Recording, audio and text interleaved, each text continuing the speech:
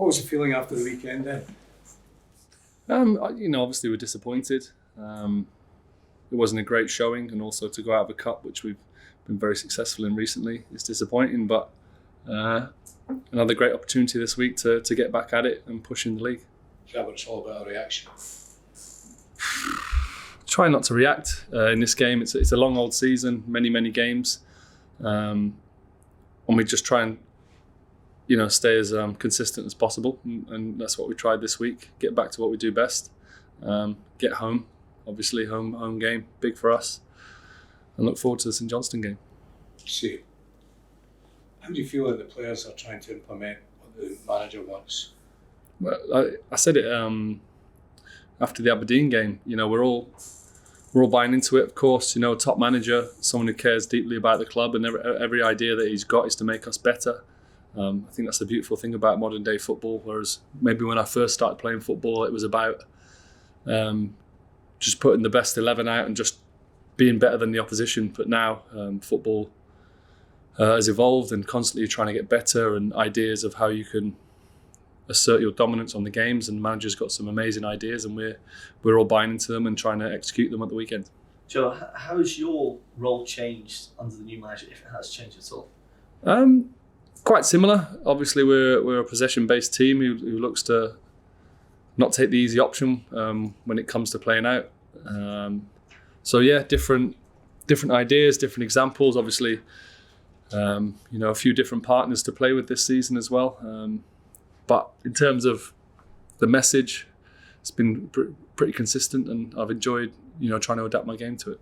How has it been in that backline? Because the majority of your 2 years here, it's been yourself with Carl and Cameron in front of you. But this season, it's been a bit of change, whether it's through players leaving or injuries. Does that disrupt yourself, the defence, much, or are you okay with it? Have you found it? I'd say a large percentage were obviously Carl and Cam, but we've dealt with things over the 2 years. Have people come in, the likes of Scalesy going out on loan. He was a big part of the first season.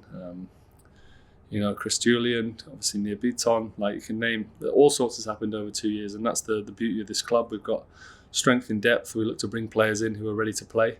Obviously we had Gustav coming in, making his debut, and we're going to have to rejig a few things, but such is life. It's never perfect. We're looking to get a strong 11. Obviously 5 amazing subs that we can bring on at any given moment. We feel good. What have you made of Gustav and Mike since they've come in? Mike, obviously I've had a bit more time with him. Very solid. He's definitely up for the battle, which obviously you need to be up here, but possesses quality as well. So obviously disappointed we're not going to have him this weekend. But Gustav, very little time. Big, strong boy, great energy about him. A huge smile on his face. But someone who gets over the white line and that smile's gone, and he's all about business. I'm looking forward to see how he develops, and I'd love to be there to help him. Do you feel that onus? Do you take on responsibility when you maybe have a kind of new players in front of you, maybe a new partnership in front of you in these next few weeks as well? Yeah, I think it's a responsibility. Like I say, it's about consistency. I wouldn't say I'd behave particularly different to a new player to an older player. I think if you rest and you take people for granted, that's when you can slip. So whether it's Carl or Cam, obviously it won't be either for differing reasons, but we still have the same energy and the same intensity and same message that we're going to be giving to whoever plays centre half or in the defensive realms of the Celtic football team. I think it's important we're all on the same page, all pushing, all learning from each other, and trying to move forward. You mentioned that it's not about reacting. Is that important? You stay kind of on a level. Obviously, a new manager's come in. There's a setback where you just got to ignore the kind of noise that's outside, where people maybe looking too much into one defeat. Well, yeah, look, you got to respect the noise. You wouldn't be at a club like that. You'd be disappointed if there wasn't noise. We'd be disappointed, but that's the levels. But we're on the same page, And when I say it's not about a reaction, that's because I feel like we're working to our limit the whole time. It's not about sitting back and thinking, everything's going to be okay. I say that we're not.